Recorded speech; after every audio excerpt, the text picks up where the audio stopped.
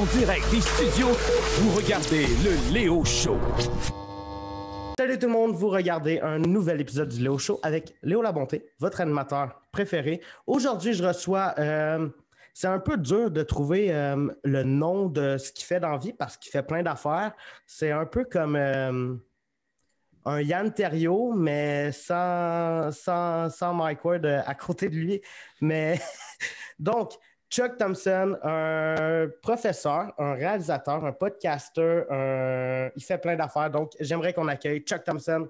Salut, hey, ça va bien? Salut Léo, salut, ça va bien toi? Ça va super bien, super bien.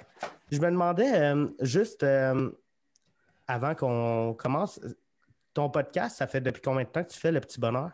Ça fait 7 ans, ça fait plus de 7 ans en fait que je le fais et il est publié depuis environ 7 ans. L'anniversaire du Petit Bonheur, c'est le 24 novembre. Donc, okay. ça va faire quasiment 7 ans là, dans 6 mois. Là. Un peu moins. Là. On se rapproche tranquillement. Puis comment tu as commencé? Est-ce que c'est ton premier podcast, Le Petit Bonheur? Oui. Ouais. Oui, c'est mon premier podcast, mais c'est vraiment pas la première chose que j'ai fait. Je veux dire, j'ai un background en radio, j'ai commencé en radio, j'étais un gars de radio. Tu me demandes qu'est-ce que c'est ton médium préféré entre la télé, la radio, je vais dire la radio. Okay. Je préfère le médium avec le micro, la proximité avec les gens. Tu as une proximité que tu n'as pas en télé. Là. Ouais. Quand tu parles directement dans les oreilles des gens, les gens qui t'écoutent, par exemple, sur l'autoroute ou en train de faire leur sauce à spaghetti, il y a une proximité que tu as avec eux, que tu n'as pas quand tu fais un gros show à la télé. J'ai commencé quand j'avais, je pense, 16 ans ou même 15 ans. J'étais moniteur 40 jours, puis je faisais de la radio le soir dans une petite radio communautaire. Je tripais tellement là-dessus, je tripais tellement sur ce médium-là. J'ai fait des études là-dedans. J'ai étudié en communication, j'ai étudié en communication média, j'ai étudié après ça en animation professionnelle radiophonique. Okay. Et j'ai rien fait avec ce diplôme-là. J'ai rien fait pantoute. Le papier a pris la poussière. J'ai rien fait. C'était absurde. Je suis tombé dans le fond du baril. J'ai fait des trucs qui m'allumaient pas pendant près de 10 ans. Qui me déprimait, tu sais, des trucs qui sont pas créatifs, des trucs qui... Parce que je suis un gars qui est créatif, je suis un gars qui aime animer des choses, qui aime créer des ambiances, qui aime créer des surprises, des émotions. J'aime beaucoup ça. Puis j'aime aussi comme transporter les gens avec moi dans des histoires ou avec des invités. Donc, pendant 10 ans, j'ai pas fait ça. Mais... j'ai fait des jobs qui me permettaient d'écouter des podcasts. Donc, j'ai commencé à écouter des podcasts. Marc Maron, ça a été le premier vraiment. T'en écoutes depuis combien de temps? J'en écoute depuis, là, on est quoi, en 2021? On est en 2021. J'ai commencé Marc Maron autour de 2006, 2007. Okay. Donc, on parle d'il y a 15 ans, 16 ans environ. OK. Donc, 15-16 ans, j'écoutais du podcasting genre à fond. Là. J'avais mon podcast classique, je téléchargeais tous mes podcasts, je les écoutais. La job que j'avais me permettait d'écouter des podcasts. J'étais marchandiseur pour une compagnie de bière. Comme je plaçais de la bière dans les dépanneurs, puis j'écoutais mes podcasts. Je m'en sacrais, j'aimais tellement ça. J'étais dans un autre monde, j'aimais ce que les personnes disaient. Puis Marc Maron, il interviewait plein d'humoristes. Moi, je baigne dans la scène humoristique québécoise depuis que je suis tout petit. J'adore les humoristes. J'ai toujours trippé là-dessus. Un de mes plus grands cadeaux, ça a été l'album du peuple de François Pérusse, le tome 5. J'ai commencé avec le tome 5. Mais tu sais, François Pérusse, c'est vraiment le mélange de l'humour et la radio. Tu sais, c'est le gars qui a fait les sketchs de la télé communautaire dans le temps et qui m'amenait tellement à aimer l'humour et la radio. Puis dans le temps, j'enregistrais des sketchs à énergie sur des cassettes, puis je les réécoutais. Puis c'était comme ça. C'est comme ça que je me suis à développer vraiment mon amour pour l'humour, la radio. Donc voilà. T'as quel âge? J'ai 34 présentement. OK. Donc, puis t'as été... c'est de quel âge à quel âge que t'as été dans tes 10 années que tu t'aimais pas puis que t'étais pas créatif? Entre 20 et 30, mettons, je te dirais. OK. Entre 20 et 30, puis j'ai commencé à en vivre de manière vraiment officielle depuis 3 ans du podcasting. Donc, je commençais à... C'est ça, là, j'ai commencé à faire ce que j'aimais commencé à enregistrer. J'ai commencé à écouter des podcasts québécois, premièrement. Donc, c'était la commission des geekers dans le temps, qui n'existe plus malheureusement. Puis des podcasts, des vieux podcasts, dont Yann. Yann était là-dedans. Yann Terriot. Il y a aussi Trois-Bières qui a commencé à faire son apparition. Et finalement, je me suis dit, là, ça va faire, il faut que je fasse ce que j'aime parce que je vais, pour vrai, là, je suis pas loin du précipice, moi, là, je déprime solide, là. C'était pas le fun. Donc, j'ai commencé à enregistrer du podcasting avec des amis. Donc, le concept, c'est que je me disais, des podcasts, il y en a 1001, mais un podcast quotidien, ça n'existe pas encore au Québec. Je devrais faire le premier podcast quotidien. C'était ça du lundi au vendredi? Du lundi au vendredi depuis 2014. Donc, depuis novembre 2014, je fais un podcast du lundi au vendredi et on reçoit toutes sortes d'invités, on parle de tout et de rien. Puis c'est des petits sujets très légers, puis c'est un petit podcast par jour, juste pour être le côté pratique. Tu sais, ça t'aide à passer, mettons, de passer de chez toi à ton travail. Tu sais, ça s'écoute bien, c'est très court, c'est 20 minutes, c'est pas long, c'est juste assez, c'est super sympathique, c'est bon enfant, on a du fun, puis c'est juste ça. Puis après ça, ben, force est d'admettre que ben, je me suis mis évidemment à trop triper sur le podcasting parce que là, le monde commençait à me demander des conseils, puis demander comment me poser des questions sur des micros. Je me rappelle Pierre Bruno, avant qu'il fasse le carré de sable, me demandait un peu qu'est-ce que tu utilisais comme équipement. Et il m'a même demandé si ça me tentait d'être son technicien originalement. Okay. Puis j'ai dit, ben écoute, malheureusement non, parce que je suis déjà très très occupé avec mon propre podcast, mais puis tu sais là, il a sélectionné, il est allé avec Evelyne qui est Evelyne Kessy. Puis là, ben Evelyne, on ne la voit plus tellement, mais Evelyne, puis elle faisait du super job, tu sais, c'est une super co-animatrice. Mais c'est ça, au début, tu sais, on me demandait des fois pour, tu sais, c'est ça, assister ou venir aider à faire le podcast, tout ça, puis ben, comme de fil en aiguille, c'est ça, je me suis mis à faire plein de podcasts pour plein de monde et ben, j'en ai fait une job. Je commençais à en vivre. Donc, tu sais, d'être consultant en balado-diffusion, c'est vraiment mon poste premier qu'on pourrait dire. Tout à l'heure, tu te demandais un peu c'était quoi ma job. Ben, je suis consultant en podcasting, je suis consultant en balado-diffusion. C'est ça ma job. J'aide les gens à partir de leur projet ou je les assiste durant leur podcast et je les aide à faire le podcast. Un peu un producteur, genre? Oui, un producteur, exactement. Producteur, réalisateur, ingénieur, idéateur, monteur. Je fais un peu tout. C'est ça qui est fou avec les personnes de podcast, c'est que ils sont, tu sais, Yann, il le dit souvent, mais ils sont un studio de TV ou de radio à eux autres tout seuls. Oui. Ben oui, les travailleurs de contenu, là, les vlogueurs, les podcasteurs, c'est des travailleurs de contenu. Ils font tout. C'est des petites PME qui font tout de A à Z. Oui, mais tu ne verras jamais Patrice Lécuyer setter son éclairage. Non. Non, il y a de l'argent. Et je pense que lui, sa job, c'est d'animer. Lui, il a décidé de focusser sur l'animation. Et c'est pour ça que c'est un des meilleurs. Donc, ouais. Y a-t-il un truc parmi tout ce qui entoure le fait de faire un podcast, la technique, l'animation, le montage, y a-t-il un truc qui te gosse, que t'aimes pas? Oui, bien sûr, c'est une très bonne question. J'aime qu'on pose des affaires, les choses que t'aimes pas. J'aime pas écrire les descriptions. L'écriture, la publication sur les réseaux sociaux, de faire la constante publication, puis faire de la grosse pub, puis revenir faire une nouvelle pub, faire un nouveau thumbnail, puis travailler sur le nouveau thumbnail, puis être sur Photoshop, puis faire de la rédaction, puis tout l'aspect promotion, c'est pas nécessairement mon bout préféré, je dois t'avouer. Puis disons que si j'avais un assistant ou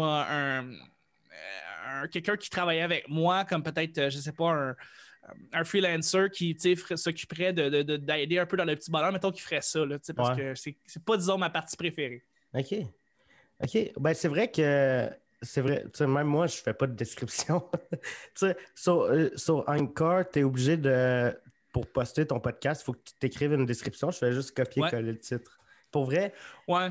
Ben, c'est ça. Je me rends compte aussi qu'il y a beaucoup de podcasteurs qui skippent carrément cette partie-là. Ouais. Le problème, c'est que c'est une partie qui est quand même importante. Ouais. Si quelqu'un tombe sur ton podcast pour la première fois, qu'il n'y a pas de description, qu'il n'y a pas de lien pour aller te rejoindre, quoi que ce soit, tu viens de couper cette personne-là direct en partant. Exact. Donc, c'est important d'avoir des descriptions à chaque fois, mais étant donné que moi, j'en fais 5 par jour, 5 par semaine des podcasts, c'est 5 descriptions différentes. Oui, avec les mêmes liens que je vais copier-coller, mais quand même avec des descriptions différentes pour chaque parce que, évidemment, quand tu fais des descriptions, tu aides beaucoup Google avec les mots puis archiver tes podcasts. Fait que les gens vont être capables de mieux retrouver tel podcast parce que tu as écrit une description pour ton podcast. Les tags. Les tags, ils sont différents, tu sais. Donc, ça, c'est des refaire. Mais tu sais, encore une fois, tu peux faire un copier-coller avec une bonne base. Puis là, tu peux changer, mettons, 2-3 mots si tu veux. Tu parles des œufs puis des chameaux. Tu marques œufs et chameaux. Tu vas t'aider un peu, mais c'est ça. Ben, sur YouTube, tu peux avoir une description puis des tags qui se. Aussitôt que tu génèrent automatiquement. Ouais. Ça, je trouve ça défaut. cool. Là. C'est cool, mais il faut que tu sois capable de les changer un peu parce que sinon, l'algorithme ne sera pas en ta faveur.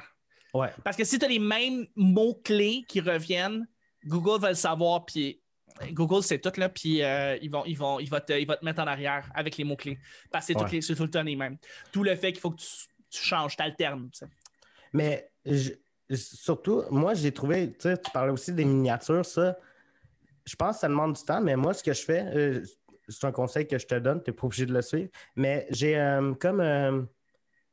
toute ma miniature est déjà faite. Je prends ça, je fais juste rajouter la photo de mon invité puis son nom. Comme ça, j'ai pas besoin de tout aller refaire, tout aller reconstruire une miniature. Là. C'est long. Ouais, mais il faut dire qu'on a 2 affaires différentes. Moi, je fais des podcasts qui sont quotidiens, donc pour chaque miniature, il faut que je marque la date, le numéro de l'épisode sur la vignette. D'où le fait qu'il faut que je change le texte. Il faut que je fasse 5 vignettes différentes. Mais je vais garder la même photo, puis je vais faire un copier-coller de l'ancienne semaine. Je vais, d'après ça, déplacer les graphismes. Puis dépendamment si la photo, je la place à gauche ou à droite. Après ça, je fais l'habillage de couleur. Puis là, je vais mettre le texte que j'ai copié-collé la semaine d'avant. Fait que oui, je vais utiliser déjà ce truc-là. Mais je dois en faire un petit peu plus étant donné que je fais 5 épisodes par semaine. Donc, une semaine, ça te prend combien de temps à faire? Une journée. Une journée? Enregistrer tout?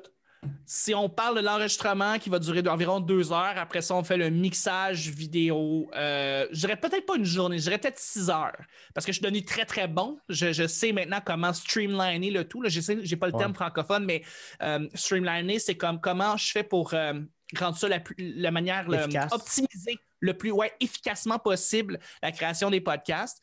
Mais c'est ça parle de l'enregistrement. Après ça, c'est les descriptions. Après ça, c'est les mots-clés. Après ça, c'est... Tu sais, on fait chaque étape, on les fait toutes. Tu sais, mettons, je fais mes thumbnails, j'ai fait tout en même temps. Je fais mes épisodes, je les fais tout en même temps. Tu sais.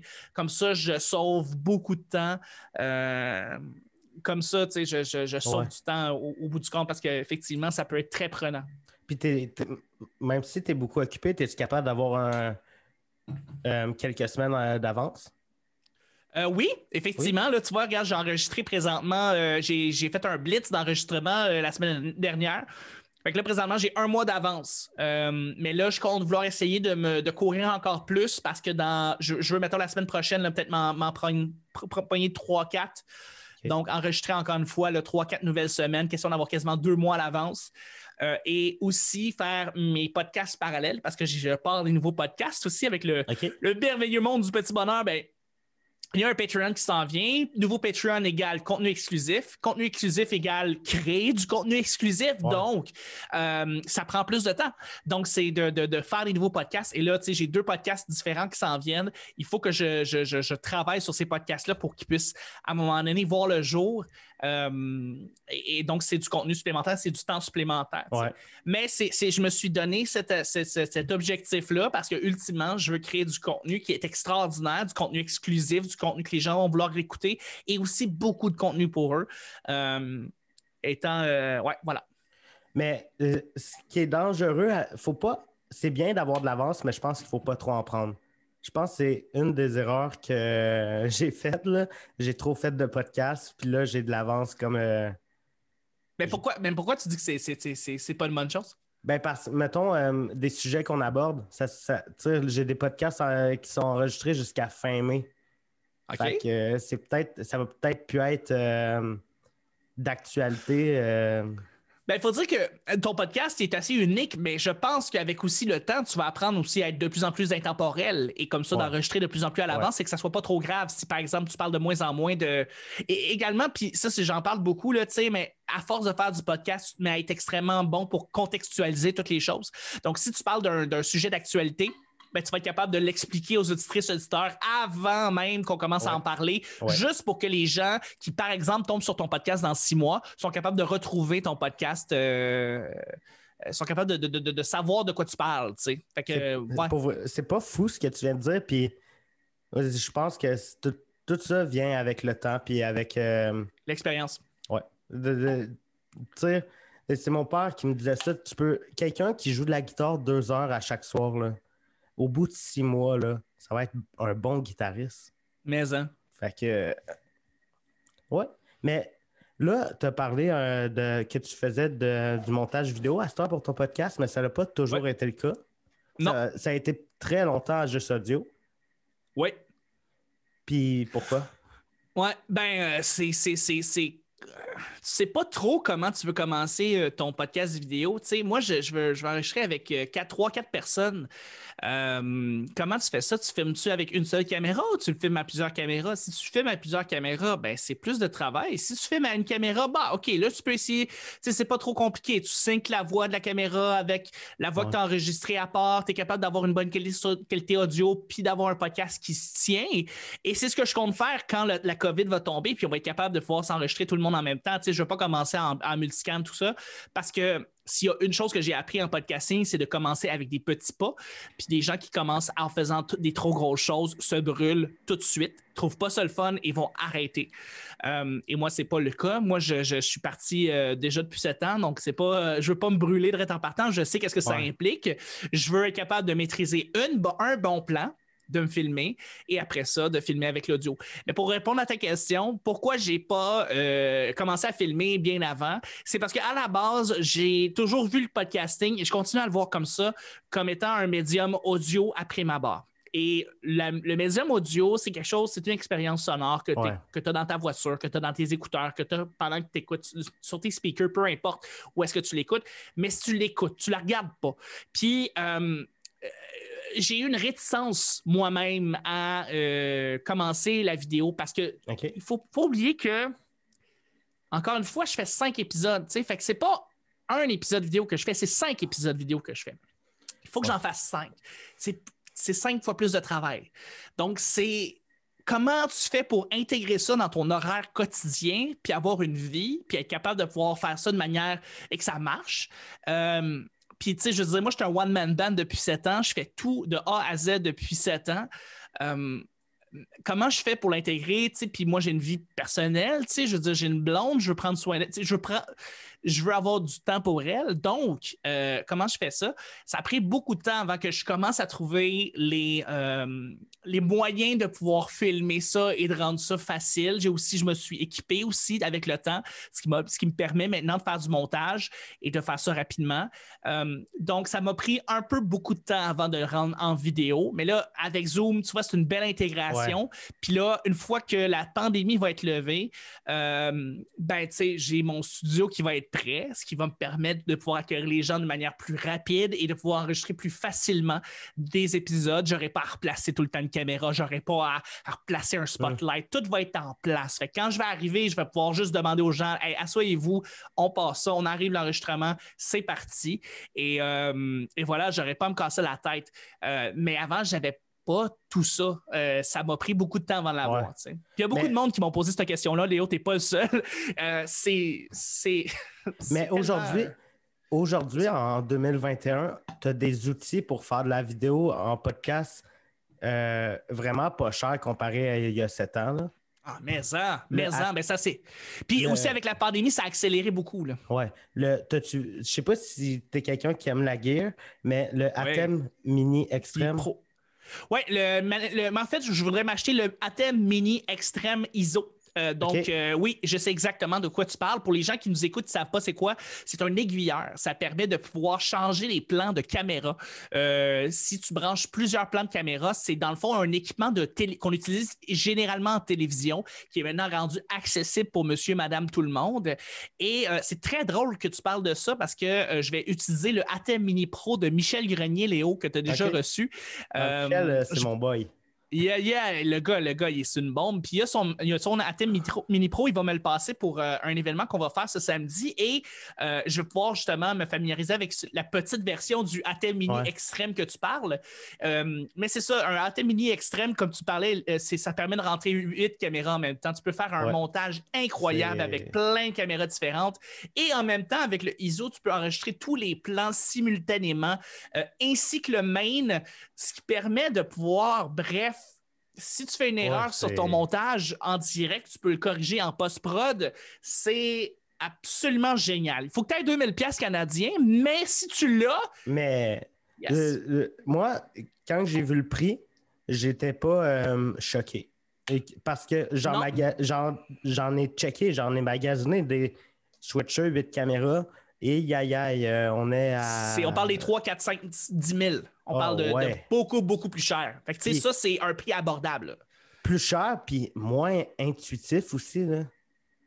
Moins intuitif, ça, c'est très accessible. Là.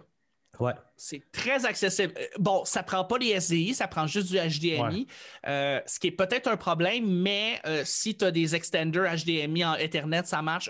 Il y a plein de manières de contourner ce problème-là. Mais c'est un monstre. Mais mais justement, je vais te poser la question. Ça, tu veux utiliser le ATEM Mini Extreme dans quel contexte? Qu'est-ce que tu voudrais faire avec ça? Pour un studio de podcast. Est-ce que tu penses que tu aurais besoin de plus que de 4 plans? C'est ça que... dans le fond, mon studio de rêve, ça serait... un espace... Mon studio de rêve, j'aurais pas besoin de débrancher, rebrancher des caméras, les bouger, je veux pas faire ça. C'est ça le but d'un studio. C'est ça qu'on veut. On veut rien débrancher, rebrancher. On veut que tout soit là tout le temps. Puis, je voudrais genre des caméras, mettons, parce que je vois le Léo Show plus gros, genre j'aurais des co-hosts, des invités, puis mettons un invité qui fait de la musique, hey, on a un setup là, tu nous fais une tune en live, let's go. Fait que là, c'est pour ça que le ATEM Mini Extreme, j'ai le goût de l'avoir, mais je pense que je vais commencer sûrement avec le 4 là, pour te familiariser. Ouais. Ben oui, puis le 4 va être bon pour, d'après moi, 95% des utilisations. Là. C'est quand tu vas avoir le budget d'avoir plus que 4 caméras qui roulent en même temps, là, tu vas être capable de pouvoir te l'acheter. Mais avant ça, ça sert à rien, je dirais. Tu sais. Moi, pourquoi je veux l'extrême, c'est parce qu'il y a 2 outputs HDMI, ce qui permet à la fois de pouvoir faire un output dans une carte de capture et un output avec un multi-viewer, ce qui est un peu le but de tout ça, ce qui est un peu le problème avec le ATEM Mini Pro. Mais tu vois, regarde, probablement que ce qui va se passer, c'est que je vais essayer le ATEM de Michel à 4 entrées, le Pro, puis je vais faire, hey, tu sais quoi, j'ai juste besoin de ça pour l'instant.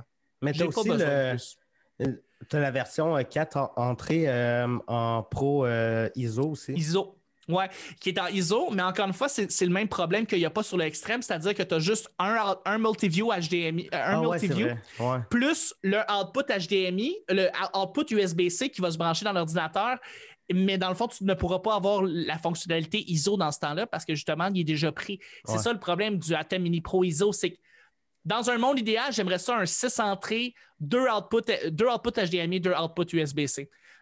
Et 2 entrées auxiliaires jack, un quart. Donc, c'est ce que je voudrais dans mon parfait Blackmagic, mais... Yeah. Ouais. Le ATEM Mini Pro Extreme, je pense qu'il y a 2 inputs USB-C, me semble. Il y a 2 outputs USB-C, puis il y a 2 outputs HDMI. OK. Donc, tu prends un des outputs HDMI pour faire un multi-view, puis tu prends l'autre output HDMI pour le rentrer dans une carte de capture ou dans peu importe ce que tu veux. Ouais. Ça te fait, mettons, plusieurs backups. Je pense que c'est... C'est ça. c'est que tu permets de pouvoir faire le montage sur ton ordinateur puis d'avoir un backup à l'externe sur un disque dur externe, plus ton multi-view. C'est le meilleur de tous les mondes. C'est ça que tu veux avoir. C'est quoi ce que tu as ta gear de podcast présentement? Donc, présentement, j'ai une petite caméra Logitech que j'utilise, j'ai acheté il y a 6 ans. Et elle fait une très belle job. Et pourtant, c'est une petite caméra qui ne fait pas qui fait pas grand bruit. Je l'ai acheté peut-être pour 80$. C'est une petite 1080p. Okay. Puis elle donne une si belle image parce que je suis bien éclairé. Donc, j'utilise des panneaux LED Newer que j'ai achetés il y a quelques années, que j'ai utilisés pour faire des productions sur la route. Après ça, j'ai une... excuse-moi. J'ai une petite carte de capture audio Focusrite Scarlett que j'ai achetée pour pouvoir prendre mon son. Sinon, j'aurais pu prendre... j'ai un mixeur Yamaha qui a aussi une interface à l'intérieur pour que je puisse la faire sortir sur un ordinateur. Et le micro que j'utilise, c'est un AT2020, donc Audio-Technica AT2020. Toi aussi, oui, c'est ça, j'ai vu, je voyais ton micro puis je me disais, t'as le même que le mien. C'est un classique du podcasting. C'est un micro que j'utilise depuis maintenant près de 7 ans. Et je peux dire que c'est un des micros les plus fiables que j'ai utilisé à date. Avec le SM7B, le SM58 de Shure, qui est un micro qui... De scène, là? De scène, mais qui fait tellement la job pour bien les choses. Mais le AT2020, c'est un micro de podcasting. Moi, je le trouve pas beau. Donne pas sa place. Tu le trouves pas beau? Non. Je le trouve... Pourquoi? Je sais pas. Je trouve pas ça beau, un micro... vertical? Il faut que tu parles comme ça. J'aime mieux genre comme ça. OK, donc tu préférais, mettons, un Rode Podcaster, là. Ouais. Un Rodecaster, là. Mais il y a le Electro E20... Ben oui, l'Electrovox. Ouais, je le trouve super beau, celui-là. Mais, oui, il est super beau. Mais il est cher. Ouais, il est cher. Il me semble que c'est le prix d'un SM7B. Un SM7B, ouais. Moi, je vais acheter des SM7B dans mon studio. Je veux 6 SM7B. Puis mes petites caméras que je vais acheter, c'est probablement... J'ai une Sony Alpha 6400 parce que je suis tombé dans le Sony, parce que Michel m'a fait tomber dans le Sony un peu. Mais je dois t'avouer que la ZV1, qui est la petite caméra de vlogueur de Yann et celle qu'on utilise des fois pour sous-écoute, est une excellente caméra qu'on peut utiliser pour faire du multicam. Et c'est probablement ça que je vais faire. Je vais acheter comme peut-être 2 autres ZV1. Puis j'aurai mon premier setup multicam avec ma 6400. Ça va donner un super résultat. Puis je vais aussi avoir un meilleur éclairage, là. Mes panneaux LED sont bons, mais ne sont pas super puissants. Fait qu'il y a peut-être quelque chose d'un peu mieux que je vais regarder. Mais Michel aussi m'a donné le goût d'avoir du Sony. Ben, c'est pas nécessairement juste de Michel, c'est que Sony a réellement fait ses devoirs, là. Sony est arrivé derrière Canon, puis ils ont fait comme, OK, regardez, là, je vois qu'est-ce que vous faites, c'est cool, c'est chill, mais pour ce qui est de la vidéo, vous n'êtes pas là, nous autres, on va vous dépasser. Sony avait déjà une expertise en termes de caméscope, déjà depuis des décennies. Et ce qu'ils ont fait, c'est qu'ils ont été capables de pouvoir rejoindre les meilleurs des deux mondes. Ils ont créé une belle DSLR qui marche bien, mais qui est aussi capable de filmer first plus que 30 minutes. Second, qui est capable de pouvoir donner une belle capture d'écran, une belle capture d'image pendant longtemps. Donc, que ces caméras-là tiennent aussi longtemps, qui n'ont pas la limite de 30 minutes, ils ont pu dépasser un peu Canon là-dessus. Quoique Canon, maintenant, est revenu en force avec leur firmware, puis maintenant, ils sont capables d'avoir des caméras qui vont durer plus que 30 minutes. Mais cette taxe-là qui a été imposée sur les caméras, qui est stupide, on s'entend, là, mais aussi qui aide certaines DSLR parce que des fois, elles surchauffent, puis je comprends tout à fait. Des fois, c'est technique. Mais je pense que c'est une histoire de taxe. Je pense que aussitôt que ta caméra, elle peut filmer plus que 30 minutes, c'est plus un appareil photo, c'est une caméra. Puis je pense que les business doivent payer une taxe de plus. Effectivement. Mais Sony la paye. Puis c'est ça, c'est pour ça qu'ils ont pris leur devant, tu sais. Mais aussi le fait qu'il y a certaines caméras qui surchauffent après 30 minutes. La A6000, qui est une caméra qui est sortie il y a quelques années, après quelques minutes, non, même pas quelques minutes, mais après un moment, j'ai entendu qu'elle surchauffait. Donc, elle, à la base, n'était pas vraiment faite pour filmer pendant plus que 30 minutes. Ce qu'il faut que tu fasses, c'est qu'il faut que tu prennes une dummy, que tu ouvres tous tes pores, puis que tu laisses l'air passer dans cette caméra-là pour que ça puisse tu puisses, mettons, faire du streaming pendant 12 heures de temps. Il y a beaucoup de Twitchers qui, eux autres, utilisent des A6000 parce que c'est des bons modèles, ne sont pas trop chers. Bon, c'est pas des A7R3, 7RX qui sont des full frame, mais elles font la super job de streamer pendant des heures et des heures et des heures. Là, on rentre beaucoup dans les questions techniques. J'espère que les auditrices auditeurs sont cool avec ça. Là, Ben, j'en avais parlé un peu quand j'ai eu Michel à mon podcast. On a parlé un peu de tout ça, de cette technique. Puis Michel, il était comme ça ne va pas intéresser le monde, mais finalement, le monde était intéressé. Fac. OK, ben, on salue à tout le monde qui écoute. Salut on espère qu'on s'est. Les obsédés. Les obsédés de la vidéo et de la photo et de l'audio, on vous salue. Moi, c'est ça. Sony, j'en veux une depuis la 7S3. Ça fait pas longtemps, là, parce qu'avant, Sony, tu pouvais pas faire de 4K ralenti. En effet. C'est pour ça que j'avais choisi pour ma 6400, je suis capable de faire du 120 images secondes 4K. Mais je sais que sur une A7S3, tu peux faire. Mais en fait, la A7S3, la grosse affaire, c'est que c'est une full frame. Donc, c'est d'une 35 mm. Donc, la lentille que tu vas mettre dessus, ça va prendre toute l'image. Ça ne va pas couper. Moi, ma caméra, elle coupe. C'est pas une full frame. Donc, c'est ça. Puis, bon, c'est une caméra un peu plus professionnelle. Tu peux tourner un peu plus de publicité avec ça. Tu peux. Elle va se ranker au même niveau que, mettons, que la 5D Mark II de Canon. Ça va être capable d'aller rejoindre ces gammes de caméras-là au niveau de certaines fonctionnalités. T'sais. Ma 6400 est juste la petite sœur en dessous qui est capable de faire pas mal tout. Je peux faire des capsules, je peux faire du web, je peux faire un peu de pub, je peux faire un peu de vidéo corpo, je peux faire bien des choses avec ma caméra. Mais c'est pas juste... C'est parfait pour le prix que j'ai décidé de payer. Pour 1750, c'est correct. Je suis content d'avoir payé ce prix-là et je m'en passe pas. Je l'utilise tout le temps, je l'adore. C'est mon petit bébé.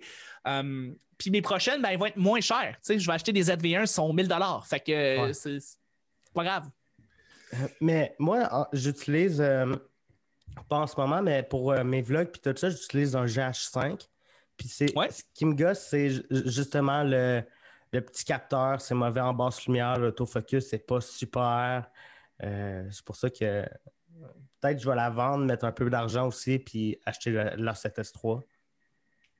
Mais il faut que tu aies aussi un budget pour les lentilles parce que ça aussi, c'est un autre prix. Là, c'est pas juste de payer à 7S3, c'est de payer le 300$ pour telle lentille, le 500$ pour telle lentille, le 900$ pour telle lentille, le 1700$ pour telle lentille, dépendamment de la lentille que tu veux, évidemment. Ben, moi, je checkais pour acheter, pas acheter les lens Sony. Les Sigma? Oui, exact. Ils sont moins chers, je pense, puis... Ils ont l'air de Sigma, oui, tout à fait. On revend du Sigma. Donc, ça te donne une idée. Là, si tu es capable de revendre en fait des lentilles Sigma, c'est que ça te donne une idée que ça reste une qualité qui est OK, c'est pas original Sony, mais pour une marque générique, c'est juste une excellente marque qui va faire très, très bien la job pour moins cher. Donc, tu vas en profiter, tu sais. Il y a aussi, on parle des nouvelles caméras qui sont sorties. Le R5 qui a fait un petit peu qui a fait beaucoup de bruit parce qu'il surchauffait. La R5 de Canon. est sortie, ça fait pas longtemps? Quelques mois. OK, je connais pas la R5. Elle était destinée vers quoi? Plus la vidéo, plus la photo, plus le vlogging, vers quoi? Elle fait de la vidéo en 8K. Oh shit, OK. Mais il y avait un problème tu pouvais pas filmer genre plus de 10 minutes en 8K ralenti à cause que l'appareil surchauffait.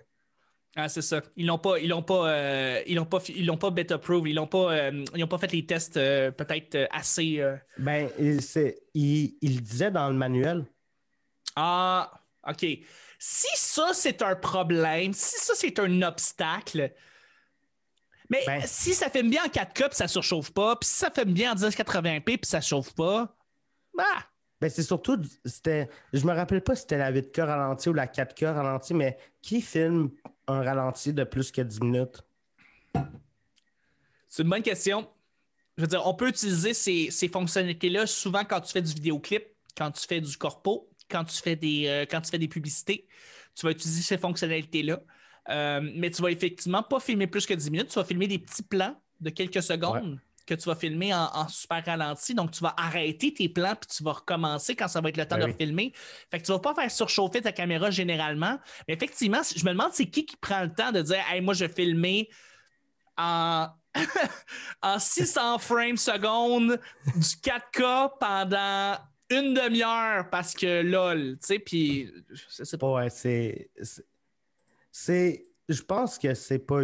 Personne ferait ça. Ben, quelqu'un qui met le prix d'un R5 qui est comme 6 000 à peu près. Oh ouais, je suis en train de regarder présentement les prix. Sur Royal Photo, il est 5400. C'est juste le body, c'est pas avec la lentille. Ouais, c'est juste le boîtier pour 5400. Puis les lenses RF sont chers. Sont chers? Ouais, genre c'est ça. Le 15-35 qui est 3000. OK, ouais, non. Mais non. J'ai pas ce prix-là, j'ai pas ces budgets-là. Je pense pas que tu as ce budget-là non plus. Là. Non. On va s'en tenir à quelque chose d'un peu plus abordable. Mais pour brag, j'ai reçu un Français, un créateur web français qui est ambassadeur Canon. Ah, c'est cool ça. Ouais, très cool. Je présume qu'il reçoit des fois des caméras de temps en temps puis il fait des tests pour eux, tu sais. Pas juste de temps en temps. Là, il sort une nouvelle caméra. Il la teste pour eux. Mais il fait pas trop des vidéos de review. Il fait surtout des vidéos B-roll contemplatif. Pour Canon. Ouais. Ben, Canon, DJI, il est ambassadeur de plein de marques. Ouais, ben c'est ça. Quand tu pognes quelqu'un qui, justement, fait ça de manière régulière, tu sais, les compagnies vont les approcher et dire, regarde, j'ai la nouvelle GoPro Hero 10, mettons, OK, qui n'est pas encore sortie, qui va sortir dans un an et demi. Va dans les canyons, va shooter plein d'affaires, on te donne temps, puis genre, on va utiliser tes footages pour qu'on puisse vendre notre caméra dans un an et demi. Ces ambassadeurs-là, ils font ça pour plein de compagnies. Tu sais, quand tu as l'œil, quand tu es capable de filmer des plans spectaculaires, c'est pas long que les fabricants t'approchent pour que tu viennes filmer pour eux. C'est une super job parce que souvent, c'est comme on te paye le voyage, on te paye le temps que tu vas triper, tu vas faire du wakeboard, tu vas aller faire du surf, tu vas aller faire du deltaplane, tu vas aller faire toutes sortes de shit. Tant que tu as notre caméra sur toi et que tu filmes plein de plans incroyables, nous autres, on te paye. C'est comme une super job. Là. Ouais. C'est une super job de vidéaste. Je pense que je serais pas capable d'avoir des caméras en avant-première. Là. Chris, je serais trop heureux. Pourquoi? Je serais trop heureux, là, puis je voudrais en parler. Puis là, je serais comme, hey, shit, j'ai signé un contrat, je peux pas en parler, sinon je me fais poursuivre. Ça, j'ai entendu que ça va avec le temps. J'ai entendu du monde qui travaille dans le domaine des jeux vidéo. Ils doivent beaucoup signer des NDA, puis qui travaillent dans le domaine des médias, doivent parler de jeux vidéo qui sont pas encore sortis ou faire la critique de ces jeux-là. Puis c'est quelque chose qui s'acquiert et qui, à mon avis, s'ajuste et tu t'habitues à signer des NDA, des Non-Disclosure Agreements, où est-ce que tu vas pas parler du produit en soi pendant un certain temps. Fait que je sais qu'au début, tu es bien excité, tu es comme « Ah, j'ai la nouvelle caméra de Sony, personne parle! » Mais à un moment donné, c'est le fun. Là. Ouais, ben je pense que c'est surtout la première fois. Première fois, c'est ça. Demain, Sony m'envoie un email. Hey, on a notre A7S4, veux-tu le tester? Man, Michel va t'arracher la tête. Yo, oui, il faut que je te paye combien, là? Puis... Non, c'est fou. C'est fou ces affaires-là, tu sais, de tester. Quand tu es rendu là, c'est que tu sens que tu as une certaine légitimité, tu sens que tu as travaillé assez fort pour que les compagnies te prennent au sérieux et décident de te dire, ben regarde, on te fait confiance. Tu sais, ça, c'est ça qui est cool quand que le monde te prenne au sérieux et qu'il respecte ce que tu fais. C'est un feeling incroyable. Tellement cool. Y a-tu d'autres matériels que tu aimerais parler? Oui, bien sûr. Je veux dire, j'utilise des consoles Yamaha parce que depuis que j'ai fait Répète pas ça, on a pu avoir un commanditaire avec Addison Electronics. On a pu aller chercher une petite console Yamaha qui fait vraiment une belle job. Fait que, tu sais, c'est une console que je vais recommander souvent. Sinon, on parle de caméra, on parle de micro. Moi, tu sais, évidemment, je voudrais avoir des SM7B. Tranquillement, pour mon studio, je suis en train d'aller me chercher des nouveaux panneaux LED. Je suis en train de me chercher aussi des panneaux insonorisants. OK, ouais. Éventuellement, j'aimerais savoir une nouvelle machine. Donc, je vais aller chez... parce que en tout cas, je les trouve assez bons, sont assez professionnels, mais c'est EPC, qui est la compagnie que Denis Talbot est commandité dessus 24/7. Ils vont beaucoup louanger ces EPC, mais c'est une bonne compagnie d'ordinateur. Sinon, c'est quoi mon prochain gear que j'ai hâte? Ah, il y a peut-être un amplificateur. Un amplificateur. Je vais aller regarder ça sur ma wishlist Amazon. c'est là-dessus que je vais généralement regarder le prochain gear que j'ai hâte d'avoir. Là. moi tout, j'ai un panier sur Vistec là, où je mets tout ce que je veux. Ouais, ben, on en a tous une, puis il y a beaucoup trop d'affaires là-dessus. C'est un processeur préampli pour des micros. Donc, ce que ça va faire, c'est que ça va, par exemple, enlever tout le bruit sonore du micro. Tu sais, que je vais dire, là, je parle, puis si je fais ça, je tapote. Mais si je veux, par exemple, mettre de l'amplification sur ma voix, que quand on n'entend pas mes respirations, on peut l'enlever, ça, directement avant que ça rentre sur une carte de capture. Donc, ça, c'est un préampli. Donc, c'est un DBX processeur préampli pour microphone 286S et c'est... comment il s'appelle? Brown. Comment il s'appelle? Brown, l'humoriste? Aucune idée. Philip Brown, qui a un podcast et qui utilise ça. Sa voix est bandante, je capote. Puis je veux cette affaire-là. Je veux ce beau préampli-là. Fait que c'est ça. Mais sinon, je t'avoue que c'est beaucoup d'aller chercher de l'équipement qui va me servir pour faire de plus en plus des corpos, de faire de plus en plus mes petites capsules, par exemple, là, des petits lavaliers à distance, des petits lavaliers, des lavaliers wireless sans fil qui vont me permettre de pouvoir enregistrer à distance. Ça va être d'acheter des meubles. Je veux dire, là, je suis en train de faire mon studio, fait que des nouvelles chaises, une nouvelle table. J'utilise un bon équipement que j'utilise, que je pourrais recommander. C'est une compagnie qui s'appelle LifeX. Eux autres, ce qu'ils font, c'est des barres de couleur LED, qui sont interchangeables. Mais là, on ne parle pas des petites languettes ou strips ou des petites cordelettes de lumière LED. Là, on parle littéralement de barres qui sont emboîtables par magnétisme et qu'après ça, à l'aide d'une application de téléphone, tu peux choisir la couleur que tu veux. Je suis en train présentement de padder tout mon studio de ces barres-là. Ça coûte cher, c'est 150$ par kit, mais je suis en train tranquillement de remplir un mur au complet. Fait que quand je veux mettre une couleur, la couleur va... Elle va shiner, elle va être belle, là, tu sais. Et ça va être ça, mon but, ça va être d'utiliser ces barres-là. Ça s'appelle LifeX Beam et c'est il y a beaucoup de Twitchers puis il y a beaucoup de gamers qui l'utilisent, mais moi, je vais l'utiliser dans le cadre d'un studio professionnel. Donc, je vais le noter. C'est LifeX Beam. Moi, j'avais vu les pavotubes de Nine Light. Oui, OK. C'est quoi, c'est les pavotubes de Nine Light? C'est comme tu dis, je pense 15. T'as des 15C, des 30C, puis 60C. Je me rappelle plus exactement c'est quoi les longueurs, mais c'est des tubes RGB, LED RGB. Que tu contrôles. La compagnie s'appelle comment? Nine Light? Ouais, N-I-N-E-L-I-T-E. Nine Light. Ah! OK, cool. Ouais, c'est quand même cher là, comme tube, mais je vais checker LIFX. Ouais, c'est ça que j'ai noté. J'avais de la misère à le prononcer. Live. OK. Ouais, c'est lifx.com. Tu vas juste là-dessus. Ouais, lifx.com. Voilà. Je vais arrêter d'essayer de le prononcer. Ça va être gênant. C'est bien correct. Ouais. Mais on va arrêter de parler un peu de gear. J'aimerais ça que tu nous parles de ton nouveau métier de professeur à l'École nationale de l'humour. Ouais. Ouais, je suis prof. J'arrive pas à y croire. Comment ça? Comment tu t'es approché?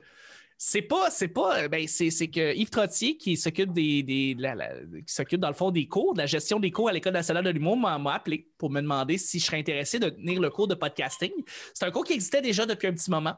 initialement, c'était Stéphane Pelichet de Petit Gamin qui le tenait, mais après ça, c'est devenu Yann Terriot. Et Yann, ça s'avère que l'automne dernier, après ça, il n'avait plus le temps de faire ce cours-là. Donc, il m'a recommandé. J'étais sa recommandation.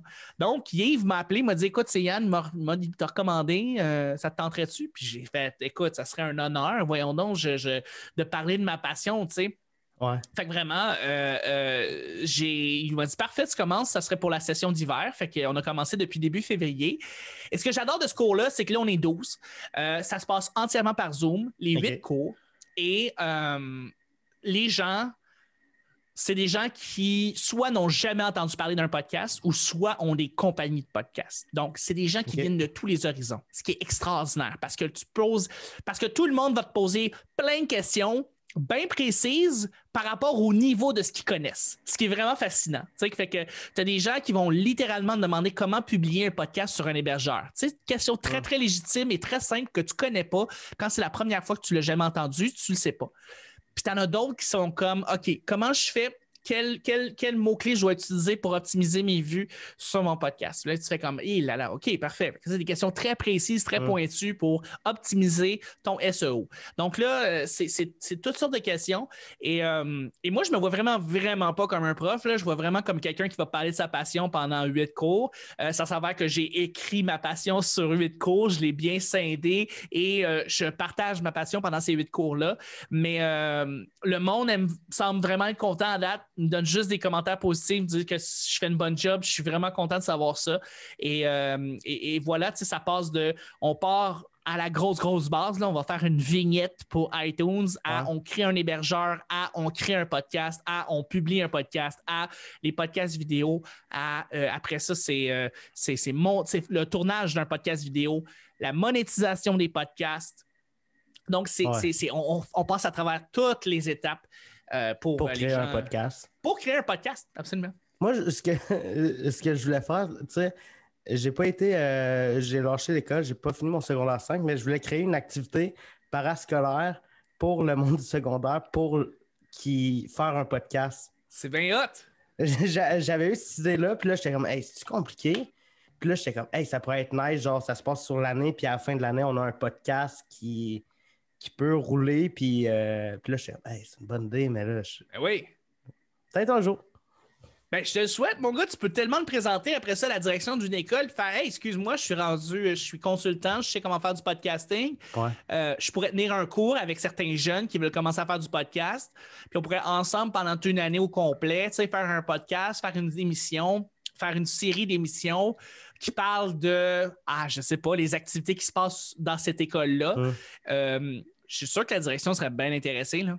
Ben, le problème, c'est que je sais pas comment que ça marche, genre une activité parascolaire. Faut que ça soit approuvé par le ministère de l'Éducation? Non, les activités parascolaires sont décidées à même la direction de l'école et de l'établissement en soi. Donc, l'activité parascolaire, si tu vas voir la direction directement, puis dis, écoutez, j'aimerais créer une activité parascolaire, je ne fais pas partie de votre école, mais je pourrais être un professeur ou un bon consultant qui pourrait être avec les jeunes et je serais capable de pouvoir inculquer ça aux jeunes. Ouais. Si tu as un programme qui est solide, si tu as déjà une planification de ton cours, que tu leur montres et que tu es convaincant, ils vont dire oui. Là. Donc, présentement, la mode est au podcasting. Il y a beaucoup de monde qui veulent partir des podcasts et ça compte aussi dans les écoles secondaires.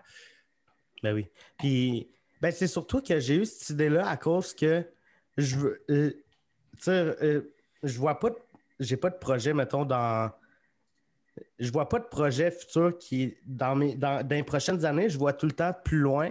Puis là, j'étais comme, hey, je pourrais me partir une fondation pour aider les créateurs. Hey, ça pourrait être une branche de la fondation. Puis là, hey, j'étais dans ma tête de, hey, je vais engager des petits créateurs, là. Puis là, je vais les aider à blow up. Puis là, hey, pour vrai, quand je pars dans des délires comme ça, je ne m'arrête pas. Mais c'est bon. C'est bon parce que tu rêves. Tu rêves, puis c'est ça qu'il faut. Tu dois être drivé par le rêve pour pouvoir créer ces choses-là parce que c'est des choses extraordinaires que tu peux créer. Puis si tu vois ça pour ton futur, peut-être ça va se réaliser. Tu te vois où, toi, dans 10 ans? Crime, c'est une bonne question. Je me vois avec mon studio. Probablement que ça va être beaucoup, beaucoup plus de création hybride. Donc, beaucoup, beaucoup de contenu vidéo et beaucoup de contenu audio. OK. Parce que je pense que le podcasting arrive à... Je dirais pas maturité, mais je dirais comme que le podcasting, on en a beaucoup au Québec. Tout le monde au Québec sait déjà ce que c'est un podcast et avoir beaucoup les publicités qui se voient. Là, il y a énormément de studios qui se vendent présentement pour laisser la porte aux gens venir rentrer. Là. Je vois qu'il y a beaucoup de publicité là-dessus. Donc, moi, il faut que je me démarque.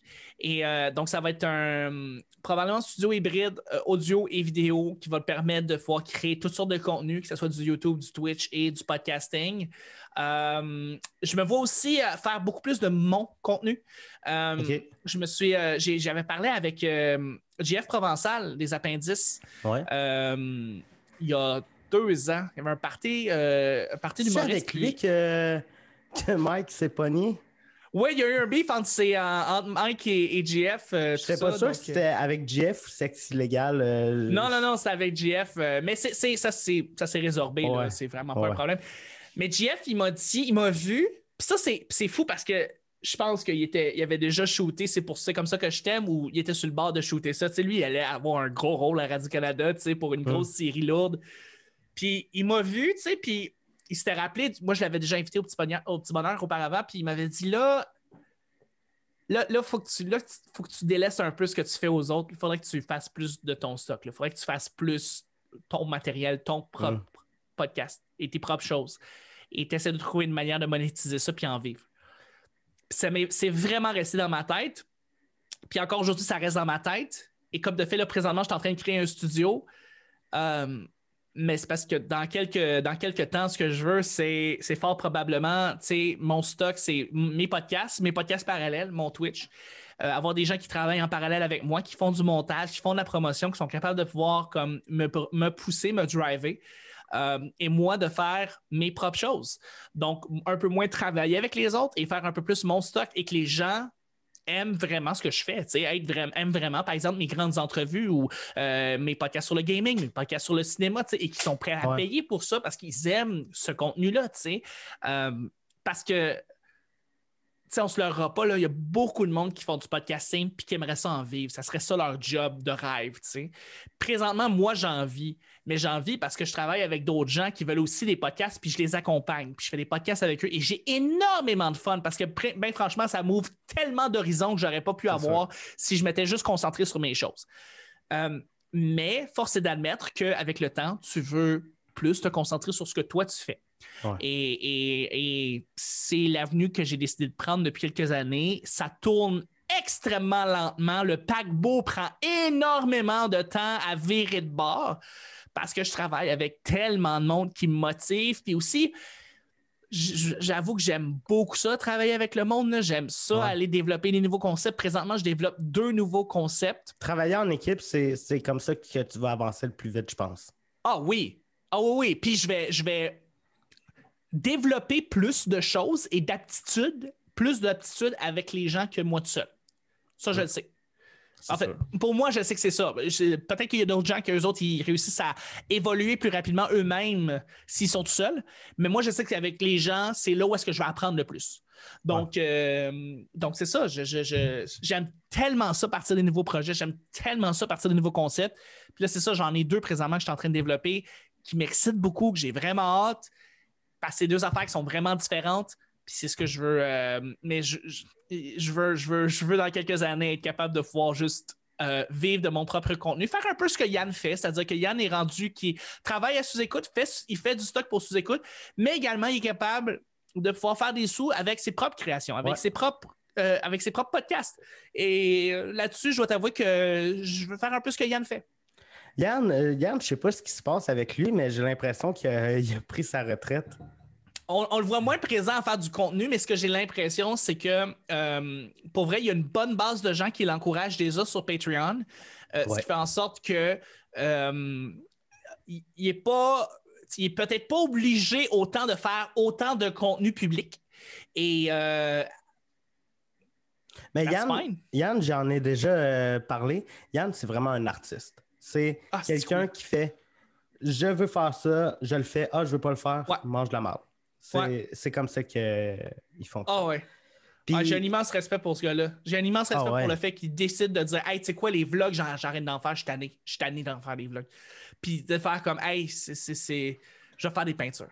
Mais J'ai en le goût de même peindre. temps, c'est ultra bon, puis c'est ultra bon être comme ça, mais en même temps, ça te prend un certain côté. Tu sais, un businessman peut pas dire hey non, aujourd'hui, je ne vais plus fabriquer de papier de toilette, je vais commencer à fabriquer des petits bonhommes de neige. Oui, oui, je comprends ce que tu veux dire. Il peut pas se revirer tout le temps sur un 25, sur un 10 cents, puis tout le temps comme changer de projet parce Ouais. que ça marchera pas. C'est pour ça En que c'est une effet, balance entre, mettons, je pense, ton côté artistique puis plus businessman. un certain côté businessman puis une certaine rigueur aussi. Ouais. De pouvoir se dire, écoute, j'ai du contenu que je dois créer parce qu'il y a du monde qui m'encourage. Puis là, je suis en retard, faut que je me concentre là-dessus, même si ça ne me tente pas. Fait que je ne vais pas faire tel ou tel autre projet parce que je dois booker du monde, enregistrer avec du monde, monter du stock, publier tout ça. C'est beaucoup, beaucoup de travail. Mais veux pas, je me rends compte que, tu sais, si t'es bon, si t'es fin, si t'es concentré, si tu fais une belle job, de la job, il y en a. T'es correct. Tu sais, la job est belle. Il y en a de la job. C'est vraiment... Ouais. Mais tu sais, j'ai l'impression que sur Internet, tu as le choix entre, mettons, mettons, t'as deux styles de personnes, de personnalité. Soit que tu es quelqu'un de plus qui fait des choses plus pour le buzz puis le clic, tu vas être moins personnel dans ton contenu, ce qui va. Puis que tu vas être moins personnel dans ton contenu, puis que tu vas plus faire du contenu à clic, ben Oui. ça, veux pas, tu risques de monter plus vite. Oui. Mais aussi, tu peux redescendre aussi vite. Mais contrairement.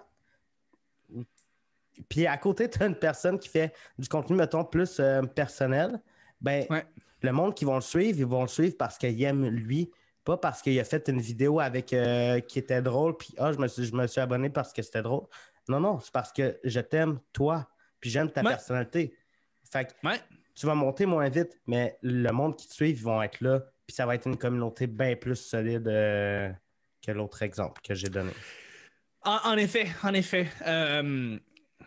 Parce que c'est vraiment intéressant que tu parles du contenu à clic parce que tu as du contenu à clic qui est très divertissant puis que je vais écouter sans aucun problème. Tu sais, mettons, moi, je suis un grand gamer, j'aime beaucoup jouer. Puis, mettons, il y a un channel qui s'appelle Game Ranks, OK? Puis eux autres, ce qu'ils font, là, c'est des top 10. Okay? Ils font des top 10 de bien des affaires. Les top 10 des plus grands open world, des top 10 des meilleurs jeux vidéo des années 2000, les top 10 des meilleurs jeux de Bethesda, les top 10 de... C'est juste ça qu'ils font. Puis ils font des Before You Buy, qui est dans le fond une espèce de critique, puis c'est ça, tu sais. Eux autres, ce qu'ils font, c'est du contenu à clic, OK? Les autres, ils ont une formule, elle marche bien. Les gens l'écoutent jusqu'à la fin. Fait qu'eux autres, ils peuvent pas se permettre de faire plein de vidéos d'éditorial. Ils peuvent, s'ils décident de sortir de là parce qu'ils disent « Hey, ça me tente plus de faire des tops, là. Ça me tente de faire, de parler là, de l'industrie du... Les femmes, tu vois, c'est drôle, aujourd'hui, c'est la journée internationale de la femme. Mais tu sais, j'aimerais ça parler justement de l'évolution, la place de la femme dans le milieu de l'humour et la place de tous les genres qui sont venus dans le domaine, j'allais dire de l'humour, mais des jeux vidéo. Mais tu peux pas faire ça. Tu peux pas en faire dans un contenu à clic comme ça. Par contre, si tu décides de spécialiser et de faire juste des éditoriaux, c'est beaucoup de travail, c'est du texte, ça, mais si t'es bon, puis si tu peux en sortir un par semaine, puis que c'est intéressant, puis que le monde va écouter, c'est bon aussi. Est-ce que tu vas faire autant de sous que l'autre qui fait des top 10? C'est super simple, le monde met ça en fond, puis il se casse pas la tête, mais ils restent jusqu'à la fin, ils sont capables de faire rouler 2 publicités, ils vont faire peut-être plus de sous, eux autres. Mais c'est ça, c'est la balance, qu'est-ce que tu veux mettre? Puis ça, c'est toute une question parce que c'est ça, tu as du temps, tu as 24 heures dans une journée, tu veux faire du contenu à clic, tu veux faire du contenu plus poussé, des trucs que tu veux faire personnellement parce que ça te tient à cœur. C'est une balance. Tout est une histoire de balance. Tout. Est-ce que ma balance entre boire du Pepsi dans la journée puis boire de l'eau est bien équilibrée? Peut-être pas. Peut-être pas! Hey, j'ai dit ça parce que j'ai réalisé cette semaine que je buvais beaucoup trop de Pepsi. Je pense que j'étais à 4 litres par semaine. J'étais comme... T'es-tu sérieux? Ah ouais, 4 litres? Ouais, hey, ça fait dur. Ben, 2 litres, là, genre. Ouais. Puis Et ça fait Ben dur. écoute, t'aimes le Pepsi, là? On a juste une vie, là. Je vais mourir à 30 ans, mais... Ben oui. Ouais, on va tous mourir jeunes. Ben oui. J'ai quelques sujets que je sais pas si tu suis ou pas. Vas-y. Big Brother. Je n'écoute pas Big Brother, mais je travaille avec quelqu'un qui est dans Big Brother présentement, puis je me demande quand est-ce que je vais repartir mon podcast avec lui. Jean-Tom. Jean-Tom, présentement. Survivor. Oui, exactement. En route vers Survivor, c'est un podcast que je fais avec lui et dans mon top 3 des podcasts que je produis présentement que j'ai le plus hâte de recommencer, disons. Ouais. Parce que maudit que j'aime ça quand Jean-Tom il parle anglais. Il est tellement pas bon. C'est tellement drôle. C'est tellement drôle. Puis, mais il est pas tellement pas bon. Il est bon. Puis il s'est amélioré beaucoup depuis le début du podcast. Mais c'est drôle comme podcast. Puis j'ai tellement de fun à le faire avec lui. Fait que je ne suis pas Big Brother, mais je regarde un peu où est-ce qu'il est rendu Jean-Tom dans tout ça, Jean-Thomas. Et quand il va sortir, là? Quand il va sortir, j'ai hâte quand il va sortir. Puis, mais apparemment que il est très bon. Présentement, il est assez bon. Il est assez bon dans le jeu. Il est très capable bon. de garder. Il garde ses distances par rapport à tout le monde. Il est capable de pouvoir garder son jeu puis d'être stratégique. Ouais, il est ultra stratégique. Mettons lui puis François Lambert, là, ils sont. Ouais. Puis c'est drôle, je parle à tout le monde, je parle surtout aux humoristes, puis tu sais, tout le monde est comme, j'espère que Jean-Tom va gagner. T'sais. Tout le monde espère que Jean-Thomas va gagner parce que justement, il a l'air d'être bien parti. Ouais. Moi, lui et Rich, là, j'aimerais ça qu'il gagne. Mais Rich mérite tellement tout, là. Rich puis Jean-Tom, c'est deux personnes dans leur jeu de Big Brother, deux personnes différentes. Rich, il est ultra low profile. Il est pas dans. Il parle pas trop stratégie. Il suit la vague. Jean-Tom, lui, il dit à François quoi faire. François Lambert, il s'en va le faire. François Lambert se fait détester. Jean-Tom, il a les mains clean. Je sais pas ce qu'il fait, mais il a l'air d'être vraiment très stratégique et ça a l'air de bien marcher pour lui. Mais en route vers Survivor, je l'ai jamais écouté. OK. Parce que je comprends pas l'anglais. Là, tu me dis, hey, ça serait peut-être une bonne idée de l'écouter. Peut-être que tu pourrais apprendre, mais explique-moi donc, c'est quoi le concept de ce podcast-là? Je sais que c'est Jean-Tom qui est supposé apprendre à parler anglais, là, mais... Oui. Parce qu'il veut être en route vers To Survivor. Donc, vraiment, le titre le dit.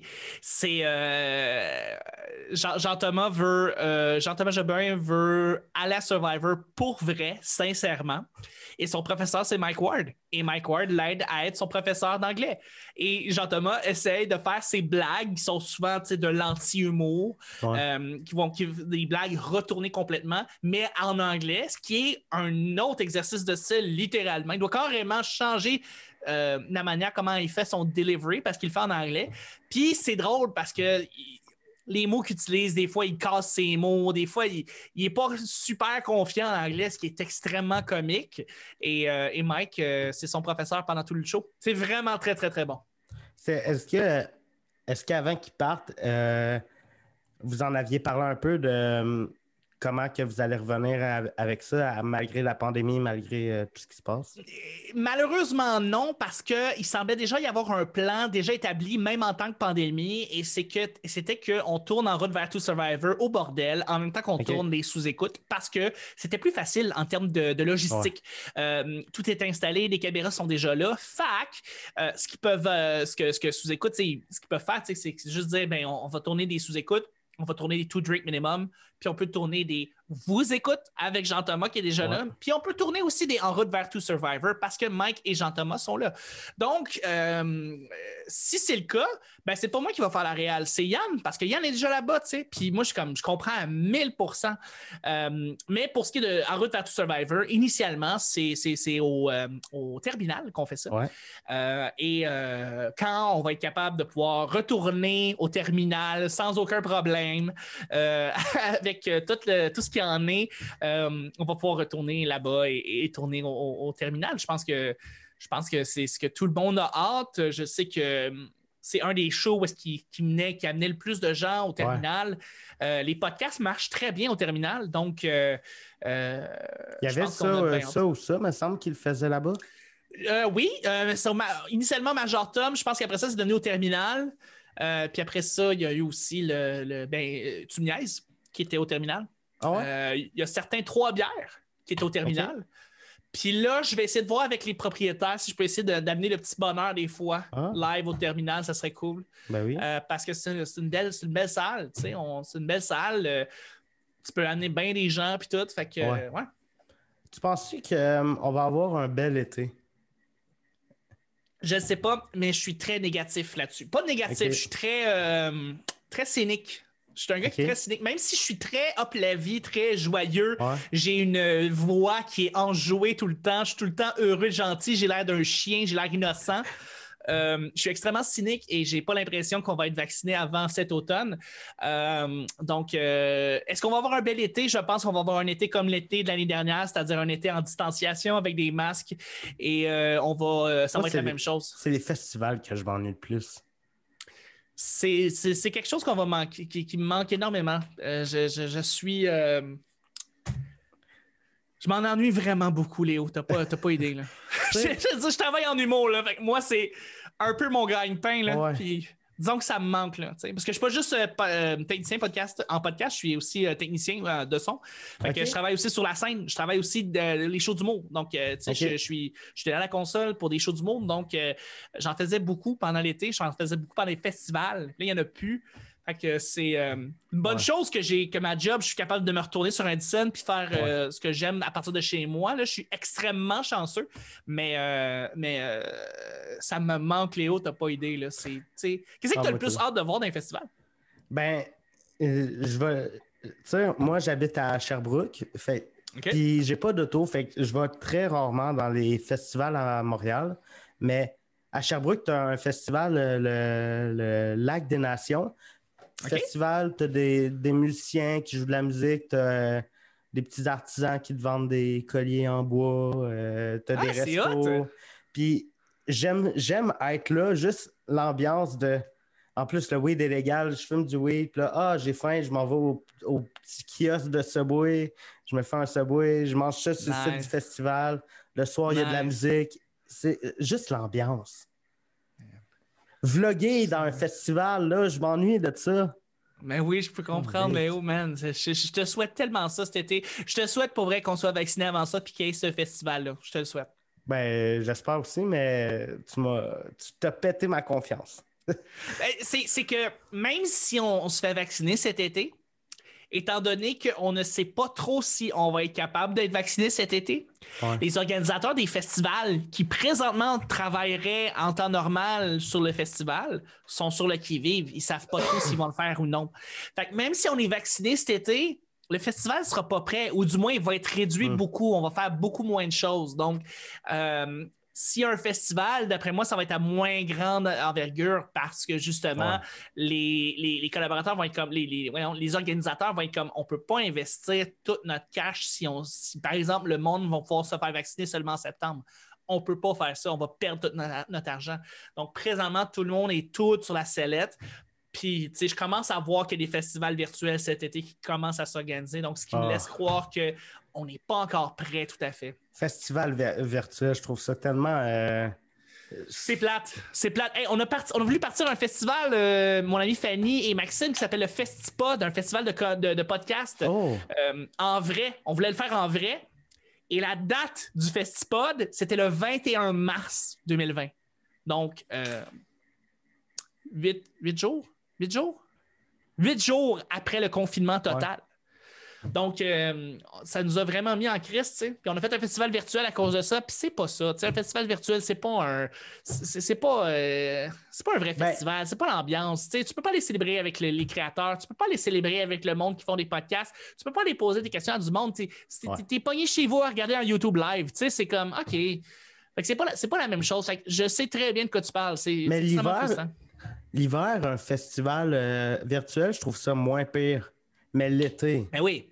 Mais l'été, c'est ça. L'été, c'est ordinaire un petit peu. C'est pour ça que si je faisais un festival virtuel, ça serait pas l'été, ce serait au moins l'automne. Fait que là, c'est ça. Peut-être qu'on va le faire notre Festipod cet automne, si par exemple, on voit que le monde va être commencé à être vacciné, tu sais, puis on va avoir assez de monde, puis mettons, on va avoir un passeport de vaccination. Puis le rendu là, on va être capable de pouvoir accepter des gens dans un bar où est-ce qu'il n'y aura pas tant de distanciation, on ne sera pas obligé d'avoir un masque. Puis qu'on va être capable de pouvoir regarder des shows live. C'est ce qu'on souhaite présentement. On est sur la sellette, comme tout le monde. Ouais.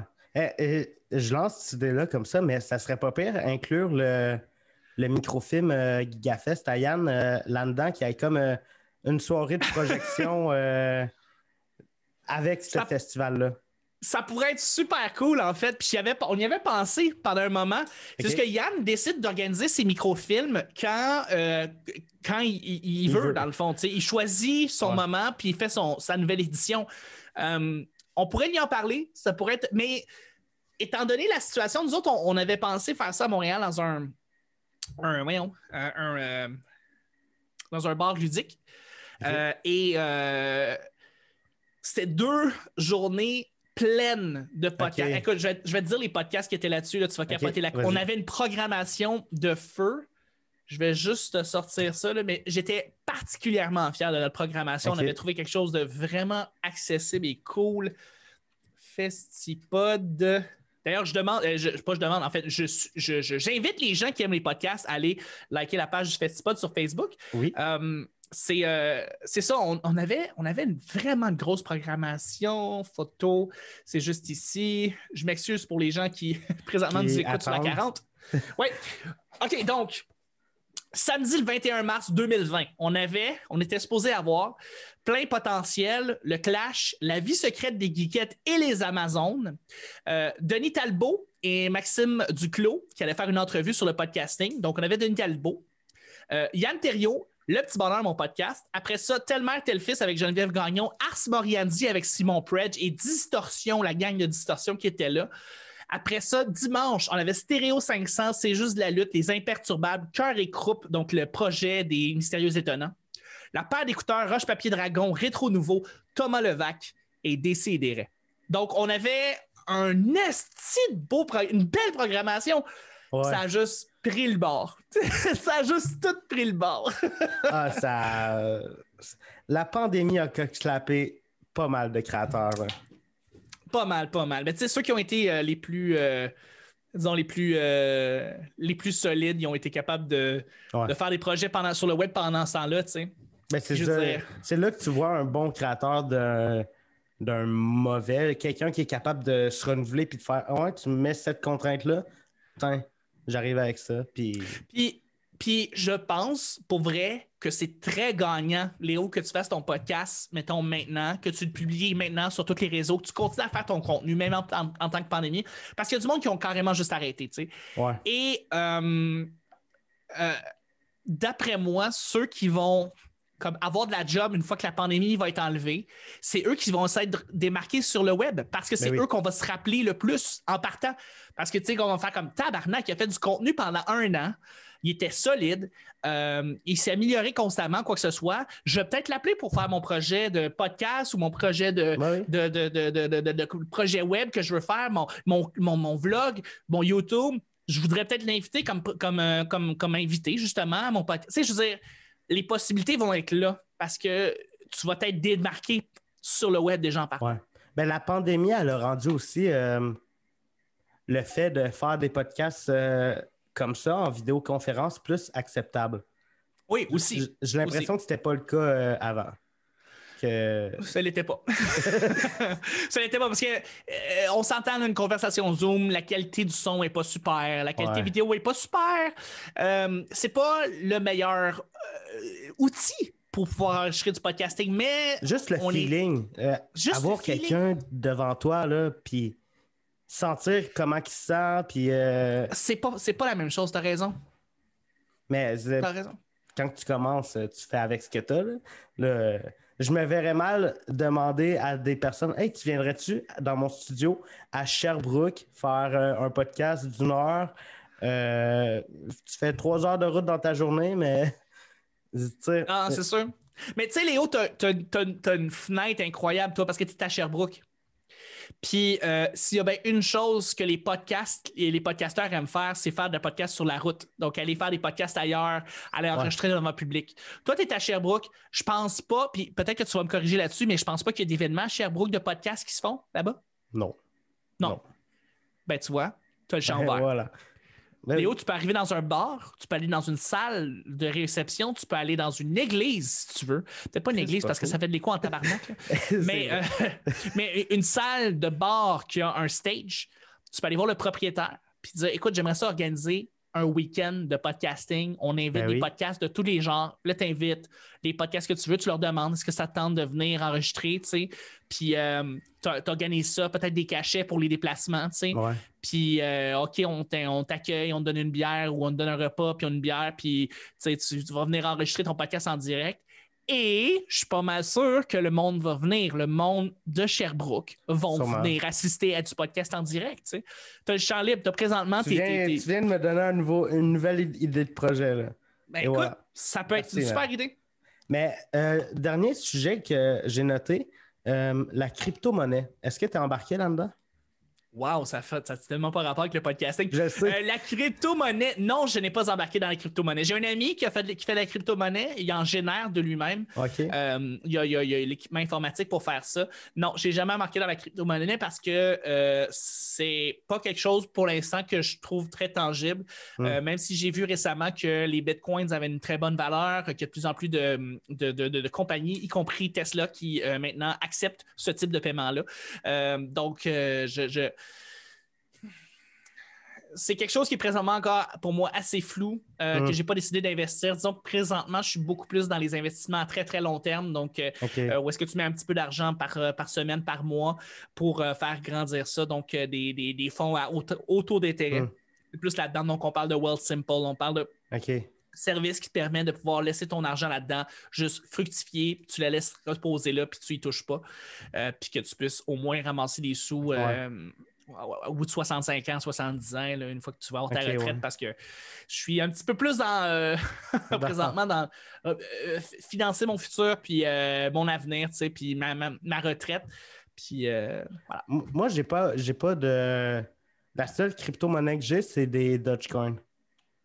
Parce qu'en ce moment, il est à 6 ou 7 cents. Puis selon les prédictions, mais là, encore une fois, tout peut changer, il devrait pogner son 1$ en 2021.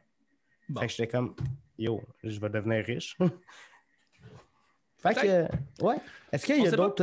est-ce qu'il y a des sujets que tu aimerais aborder avant qu'on close ce podcast-là? J'ai beaucoup parlé de moi. Mais, tu sais, je veux, tu sais, tu parles beaucoup de questions d'avenir. Moi, je vais poser une question d'avenir pour toi. Léo, dans 10 ans, toi, Léo, tu te vois où? Tu te vois faire quoi? Je me vois... là, ça va être long, mais... Attends, plug tes réseaux sociaux. Comme ça, si le monde ne veut pas entendre je me vois dans 10 ans, ils vont pouvoir partir. Fait que plug tes réseaux sociaux. C'est une question que les gens t'ont déjà posée auparavant? Non, mais c'est mais qu'on me dit que je parle trop de moi. Fait que plug tes réseaux sociaux. C'est bon, mais on va s'en reparler dans 10 ans, c'est pour ça, là, parce que je veux voir où est-ce que tu es rendu par rapport à ce que tu as dit. Non, mais je vais te le dire. Inquiète-toi pas. OK, parfait. Ben, c'est pas compliqué, en fait. J'ai un podcast quotidien qui s'appelle Le Petit Bonheur. C'est un podcast qui est du lundi au vendredi. Je vous invite à aller sur YouTube et aller vous inscrire sur YouTube Le Petit Bonheur. Également sur la page Facebook Le Petit Bonheur. On a énormément de fun, OK? C'est un podcast où est-ce qu'on reçoit des invités, c'est souvent des humoristes et on rit pendant 10-20 minutes sur chacun des sujets. C'est un petit podcast le fun à écouter. Donc, c'est un rendez-vous pour tout le monde. Également sur Twitch, Le Petit Bonheur et Twitter, Le Petit Bonheur. Donc, tout ça. Et dans quelques semaines, je vais commencer à faire quelque chose que je voulais faire depuis des années, c'est-à-dire faire des podcasts où est-ce que je parle réellement d'une passion que je garde en dedans de moi. Moi, pendant 7 ans, Quand ce podcast-là va être sorti, ça devrait déjà être sorti ton projet. Oui, fort probablement. Tu sais, pendant 7 ans, j'ai pas parlé de ma passion, de mes passions. T'sais. Moi, je suis un expert en jeux vidéo, je suis un expert dans le domaine du cinéma. Parler de ces passions-là, ça m'habite vraiment. Et là, je vais pouvoir réaliser ces passions-là. Et ça va être par l'entremise du Petit Bonheur, qui va être mon canal central. Je vais avoir des podcasts parallèles. Et ça va tout être sur la page du Petit Bonheur sur Facebook et sur YouTube. Parfait. Ben, j'invite tout le monde à aller te suivre. T'es bien fin, Léo. Ah, merci. Puis toi, où est-ce qu'on peut aller te rejoindre? Où est-ce qu'on peut aller voir ce que tu fais? YouTube. YouTube. Je fais YouTube ou Patreon. Hein, et je le plug pas souvent. Patreon. T'as un Patreon? Ouais. OK, cool. Qu'est-ce que tu mets sur ton Patreon? T'as des podcasts en avant-première. OK. Là, en ce moment, ce podcast-là, il sort début juin, je pense. OK. C'est bon. Fait que t'as beaucoup de podcasts en avance, mais là, quand le monde de YouTube vont voir ça, ils vont faire OK, ouais. On est dans le futur. Ouais, Allô, ouais. les gens dans le futur en juin, peut-être que vous êtes vaccinés puis que j'ai tort. Fait que, ouais, mais YouTube, c'est là que je fais tout vlog, That's podcast. Léo la montée sur YouTube. Ça, c'était les plugs. Maintenant, mon futur dans 10 ans. Quel est ton futur, Léo? Moi, dans le fond, je me vois à Montréal. Ça risque d'être long, là, mais un appart à Montréal, 4,5, genre, où j'aurais un petit studio, un truc modeste, mais un petit studio, puis un studio juste pour moi, puis je peux avoir quelques invités. Mais j'aurais aussi, j'ai fait les plans d'un complexe de 25 000 pieds carrés où ce que je vais avoir mon studio, mais aussi des studios que je donnerais à des créateurs que je veux aider. Je me vois créer une structure pour aider les créateurs qui commencent, que je vois du potentiel, puis qu'ils n'ont pas justement la structure, forcément le studio. Avoir une équipe de monteurs pour qui s'occupent d'eux, pour que tout soit super fluide, une équipe de booking. Une structure tremplin là, pour les jeunes créateurs qui veulent commencer. Ouais. Wow! Je te le souhaite tellement, Léo. Dans le fond, mettons que en termes de rentabilité, pour rentabiliser ça, je prendrais, mettons, je leur offrirais tout. Clé en main. Tout studio, matériel, personne pour booker ton podcast, pour travailler sur des idées, monteur vidéo, puis même aussi, je sais pas comment ça s'appelle, mais community manager, genre s'occuper d'un Patreon, s'occuper des réseaux sociaux. Un gestionnaire. Toutes sortent au même endroit. Ouais. Ben, ça, comment on appelle ça? Des Jason Babin, là. Ouais, les Jason Babin de ce monde qui s'occupent de tout ce qui est promotion, gestion des réseaux sociaux, Patreon. Fait qu'une équipe qui s'occupe de ça, puis moi, je prendrais genre un pourcentage de gérant, un 20% sur ce qu'eux, ils font pour... Veux pas, ça va me coûter de l'argent faire... Ça va coûter très cher, ce studio-là. Ben oui, un complexe de 25 000 pieds carrés, puis... C'est grand, c'est très grand. Est-ce que tu suis des créateurs qui te font rêver? Oui. Oui, mais genre Casey Neistat. Casey, excellent exemple. Il publie plus trop. Depuis qu'il a déménagé à LA, il est plus. C'est plus le Casey Neistat qu'on. C'est parce que Casey prend plus de temps à mettre en valeur la ville de New York que lui-même, des fois. Là. Il aime tellement filmer New York que des fois, il se perd dans ses propres créations. Ce que je trouve fascinant aussi. Là. Mais ouais. Casey, sinon. Un Canadien, Peter McKinnon. Oui, Peter McKinnon. Il fait des images incroyables. Il donne tellement des bons conseils aussi. Là. Puis il est sympathique. Il fait de la tutoriel sympathique, il fait quelque chose qui est groundé, où est-ce que tu vas être capable d'écouter ça, puis il va commencer avec une joke, puis il va être super sympathique direct en partant, puis après ça, il va dire « OK, parfait, on va passer à travers cette caméra-là, mais on va y aller lentement, puis on va te montrer qu'est-ce que je parle, puis on va y aller d'une manière très, très, très, très accessible pour que monsieur, madame, tout le monde puisse accéder, mais aussi avec des petites affaires techniques pour les gens qui sont connaisseurs, tu sais. » Ouais. Puis, j'ai pas tant de... Dans le fond, j'ai pas une inspiration que il fait ça, je veux faire ça. C'est plus, je prends des affaires de plusieurs personnes pour essayer de me bâtir moi, puis essayer de visualiser ce que je veux faire plus tard. Genre, hey, il fait ça, lui. OK, je prends ça. Ah, lui, il fait ça. As-tu entendu parler d'un gars qui s'appelle Harris Heller? Non. OK, ben lui, il est anglophone aussi, comme Peter. Mais Harris Heller, c'est un gars qui se spécialise beaucoup dans le Twitch. Donc, lui, il va lui donner beaucoup de trucs sur Twitch. Mais ce gars-là il fait rêver. OK? Le gars, il fait des tutoriels à chaque semaine. Il parle de la manière comment tenir un micro en général, d'une manière très accessible. Tu sais, je veux dire, des fois, ça va aider de parler juste un peu au-dessus de son micro parce que comme ça, tu enlèves les plosives. Parce que si tu parles avec les plosives comme ça, puis quand tu parles sur les plosives comme ça, il y a une différence de son. Puis il est capable de pouvoir te le faire montrer.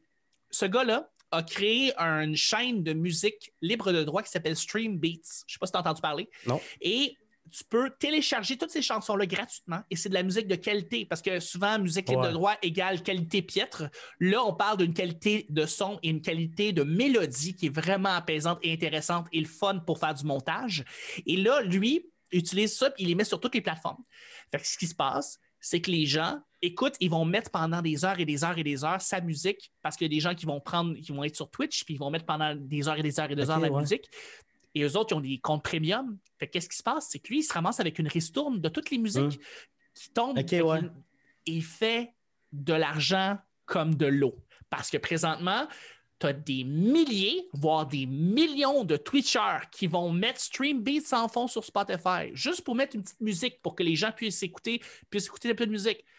Puis lui, il se ramasse avec plein de ristournes de ça, là. Fait qu'il est crampé en deux, il fait tellement d'argent. Donc là, il est en train présentement de créer une maison de A à Z pour création de contenu. Donc on parle...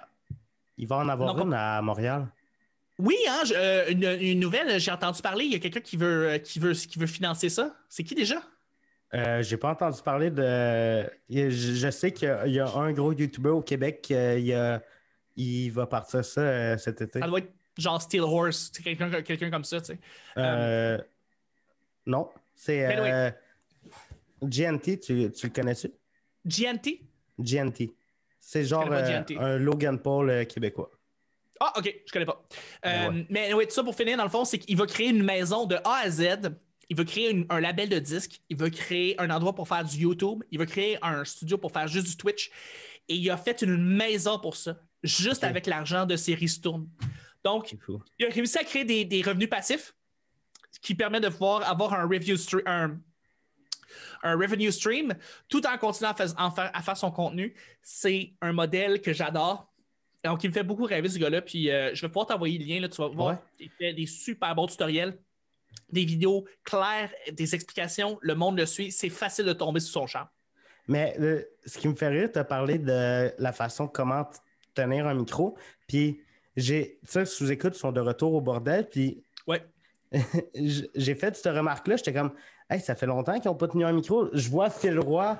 Ouais, fait que non. Puis là, j'étais comme, ben voyons. Non, ben Phil, c'est particulier. Tu sais, moi, je suis tech de son, hein. Fait que des fois, les humoristes vont tenir des micros d'une certaine manière. Phil a toujours tenu son micro comme ça. Ça n'a jamais été winner. C'est comme ça qu'il est, tu sais. Même chose pour Louis T. Louis T, là, tu vas remarquer, son micro, il tient au bas sur son ventre, tu sais, parce qu'il ne veut pas le tenir proche. Bellefeuille, même chose, tu sais. Ils ont leur façon et ils ont leurs techniciens pour pouvoir pallier à ça, tu sais. Mais quand ils rentrent dans des salles avec d'autres techniciens de son, souvent les gens sont désorientés parce qu'ils tiennent leur micro super loin. Fait que là, on a de la misère à aller chercher le gain. Soit on monte le gain ou soit on level le micro, mais on a de la misère. Si on le level trop fort, ça fait du feedback. Bref, c'est un peu c'est un peu un problème. Mais c'est, oui, effectivement, Phil met son micro vraiment en bas, mais il a toujours fait ça. OK. Fait que c'est pas à cause... C'est pas à cause de la pandémie. Là. Oh non. Ben, de toute façon, il a été tellement actif pendant la pandémie. Je veux dire, j'ai travaillé un petit peu avec lui sur le Wi-Fi Comedy Club. Ça a marché super bien, son affaire. Là, il y a son bureau. Là, il tient le Wi-Fi dans son bureau maintenant. Et ça fonctionne super bien, son truc. Fait que non, il a pas... il s'est pas pogné le beigne là, pendant la pandémie. Il a été très, très, très actif, Phil. Ouais. Ben écoute, le temps passe. Encore une fois, un immense merci pour ta participation.